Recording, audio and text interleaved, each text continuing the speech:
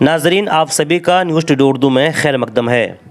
वक्फ amendment bill जो इस वक्त ज़ेरे इल्तवा है और जॉइंट पार्लियामेंट्री कमेटी के हवाले की गई है। आइंदा पार्लियामानी इजलास के पहले हफ्ते में जेपीसी यानी जॉइंट पार्लियामेंट्री कमेटी इस सिलसिले में रिपोर्ट पेश करेगी। उसके बाद फैसला होगा कि ये बिल कानूनी शक्ल इख्तियार कर जाएगा या इस बिल को रिजेक्ट कर दिया जाएगा। इससे पहले अलग अलग तंजीमों और इदारों की जानिब से इस बिल के ख़िलाफ़ आवाज़ें उठाई जा रही हैं और जेपीसी के चेयरमैन को मेमोरेंडम पेश किया जा रहा है। इसी के पेश नज़र बॉम्बे के इस्लाम जिमखाना मरीन ड्राइव में इस बिल के ख़िलाफ़ एक इजलास मुनक़िद किया गया, जिसकी सदारत मुइनुल मशाइख हज़रत सैयद मुईन मियां अशरफी जिलानी, सदर ऑल इंडिया जमीयतुल उलमा व सज्जदनशीं खानकाह आलिया के चोशा मुक़द्दसा ने की। उनके हमरा रज़ा अकेडमी के बानी अलहाज सईद नूरी के अलावा कसीर तादाद में उलमा, अइम्मा, वकला और दानिशवरों की टीम मौजूद थी। इस मौके पर जॉइंट पार्लियामेंट्री कमेटी के चेयरमैन व एमपी जगदम्बिका पॉल को एक मेमोरेंडम पेश किया गया, जिसमें कई मुतालबात किए गए।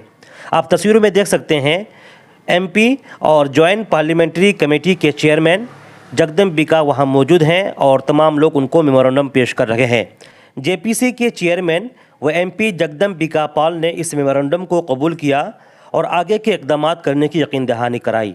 सुने उन्होंने क्या कहा। देखिए, जो एक हुकूमत अमेंडमेंट बिल के लेके आई है, आपने यहाँ भी देखा होगा कि जो हमारे मौलाना मोइन साहब हैं, मर्चेंट साहब एक एडवोकेट हैं और तमाम भिवंडी से मीर साहब हैं, काफ़ी हमारे आलिम उलमा इकराम हैं।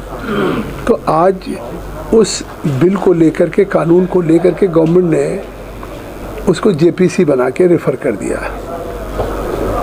तो जॉइंट पार्लियामेंट्री कमेटी में सभी पक्ष के सांसद ही नहीं हैं, लोकसभा राज्यसभा दोनों हाउसेज के सभी दल के, चाहे रूलिंग पार्टी चाहे अपोजिशन। तो इससे साफ है कि गवर्नमेंट चाहती है कि जो वक्फ की प्रॉपर्टीज हैं, जिस पर्पजेज से कोई गॉड के नाम रिलीजियस पर्पजेज के लिए, चैरिटेबल पर्पजेज के लिए दिया जा रहा है, उसका मुकम्मल तौर से सही इस्तेमाल उसी हक में हो।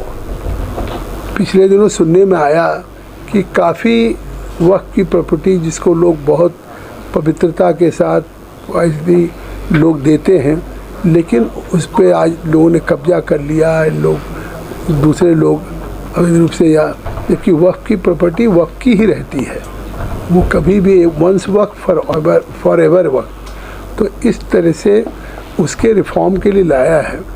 तो उस सिलसिले में जेपीसी बन गई है, जिसको अगले सेशन पार्लियामेंट के सेशन तक हमको उस पर डिस्कस करके उस बिल को एक कम्प्रिहेंसिव बिल बना करके सबमिट करना है। हम उम्मीद करते हैं उसी सिलसिले में माननीय मुंबई आया था मैं, एक अनौपचारिक मुलाकात हमारे जो अहले सुन्नत कि हमारा नेशनल ऑल इंडिया तंजीम है, उसके सभी जो अहदेदारान हैं और हमारे मौलाना मोइन साहब, इनकी क़यादत में हम लोग मिले और हमें एक ज्ञापन भी दिया है। और खाली हमने ज्ञापन नहीं दिया, हमने काफ़ी तफसील से आप लोगों की बातें सुनी हैं और उसको हम अपने जेपीसी कमेटी के सामने भी रखेंगे।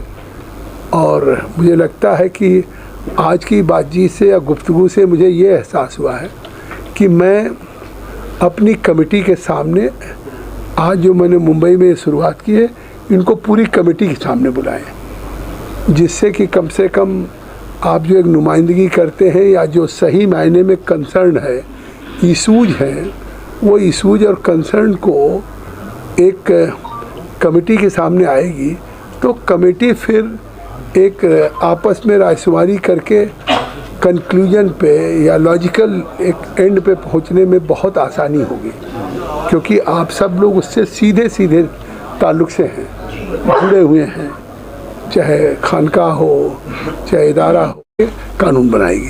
सर, आप जिस तरीके से आप सभी स्टेक होल्डर्स को सुन रहे हैं और भी लोगों को सुना होगा, क्या आपको लगता है कि सारे लोग जो मिलकर एक पुख्ता और अच्छा कानून बनाने की दिशा में आगे कदम बढ़ा रहे हैं, बहस जो है किसी नतीजे तक पहुंच रही है और उसका अच्छा नतीजा आने वाले समय में देखा जा सकता है? ये अभी शुरुआत है। सर, एक छोटा सवाल, एक स्ट्रक्चर की आप बात कर रहे हैं, तो मिनिस्ट्री ऑफ माइनॉरिटी अफेयर्स एक मिनिस्ट्री जिसको ये वक्फ वगैरह अंडर आता है, लेकिन अगर मिनिस्ट्री ऑफ माइनॉरिटी अफेयर्स की बात करें, और एडवोकेट रिजवान साहब ने भी बात अच्छी कही कि दरगाह अजमेर शरीफ में पिछले 3 साल से एक नाजिम अपॉइंट नहीं हो पाया है, बार बार मिनिस्ट्री ऑफ माइनॉरिटी अफेयर्स अपने एडवर्टाइजमेंट देती है, तो इतने वक्त अब आपकी बात बड़ी महत्वपूर्ण हो सकती है, लेकिन मुझे लगता है जेपीसी के दायरे में ये सारी बातें नहीं आ रही, इसलिए मैं चाके भी उत्तर नहीं दे सकता।